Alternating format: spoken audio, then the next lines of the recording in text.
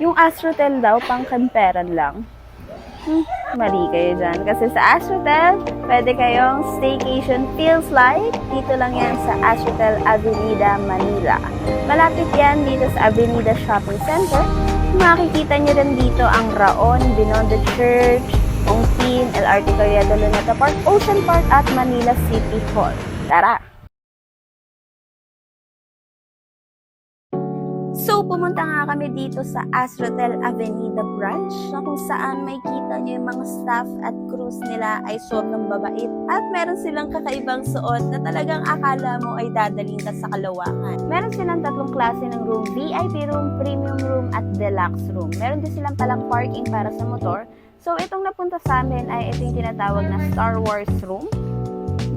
Literal na dadaling ka sa kalawakan. So, ito ay isang VIP room, Star Wars theme. Kaya meron siyang Tara chair. So, most of the VIP rooms sila ay may Tara chair o yung tinatawag na love chair. So, kung mapapansin nyo dito sa hotel na to, ay hindi siya yung usual na hotel. Para ka lang nasa bahay pero premium.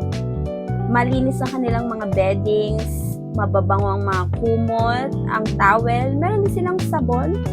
Meron ding 2 towel na kasama na at isang kumot. Ito nga pala yung menu nila, paki-post na lang. So, katulad nga ng sabi ko, para ka lang nasa bahay. May dining area, merong TV na pwede mag-Netflix and chill. Netflix and chill talaga. Tapos may pa-complimentary water sila, libreng sabon, toothpaste, shampoo. Kamusta naman yung CR nila? Yung CR nila, malinis.